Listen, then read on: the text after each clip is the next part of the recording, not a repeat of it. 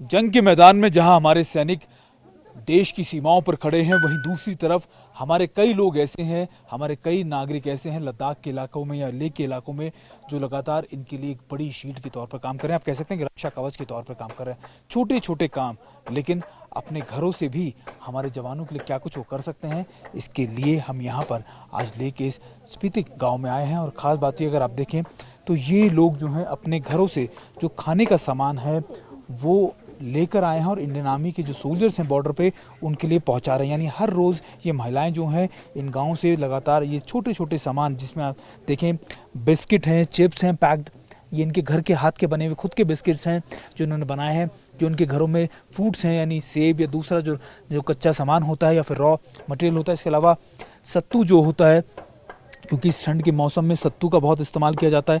ये सारा साजो सामान ये रोज़ इसी तरीके से इकट्ठा करते हैं, अपने घरों से बनाते हैं। बिस्किट्स हैं ये जो इनके घर के बने बिस्किट्स हैं।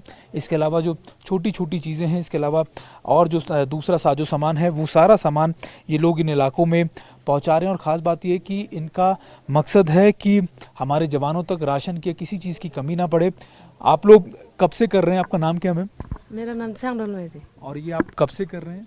अभी तो पहली बार कर रहा है, अभी दूसरा करने वाला है। और पहले भी दिया उधर कारगिल में वार हो गया ना, कारगिल में भी आप लोगों ने इसी तरीके से किया था जी। और अभी कितनी महिलाएं आप लोग जो कर रहे हैं? बहुत से महिलाएं हैं स्पीति गाँव के।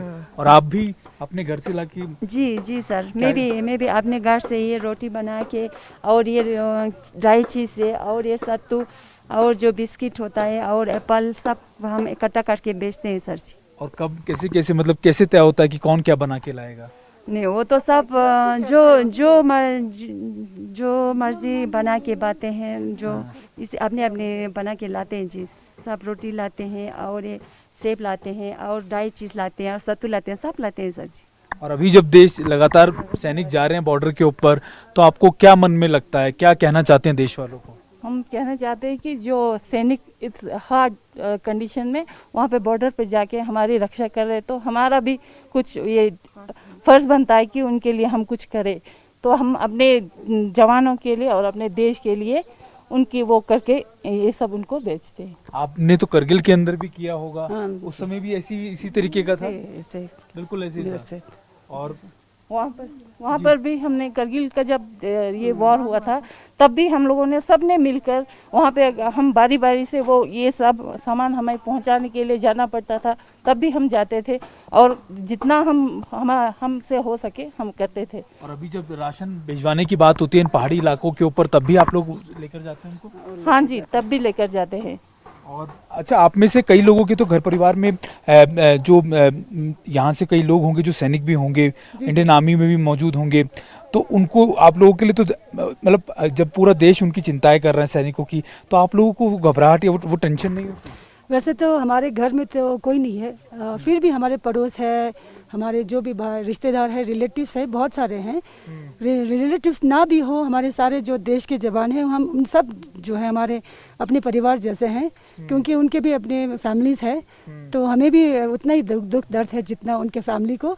तो हम लोग जितना हमसे हो पाता है घर में हम लोग जो कुकीज बनाते हैं, तो ये बना के हम लोग अपने अपने घर से बना के ला रहे हैं। हिंदुस्तान के लिए वो भेजा ना, बहुत अच्छा लगता है जी। अपने देश के लिए बेचना बहुत अच्छा लगता है हमारे बच्चों को।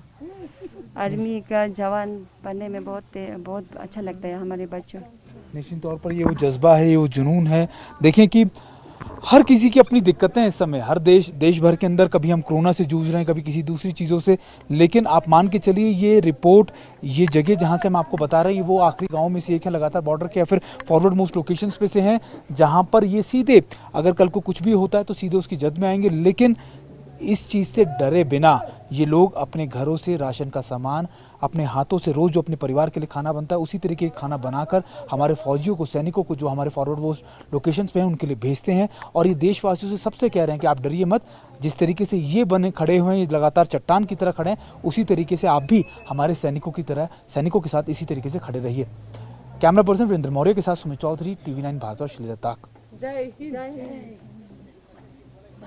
भारत माता की जय, भारत माता की जय, भारत माता की जय, जय हिंद।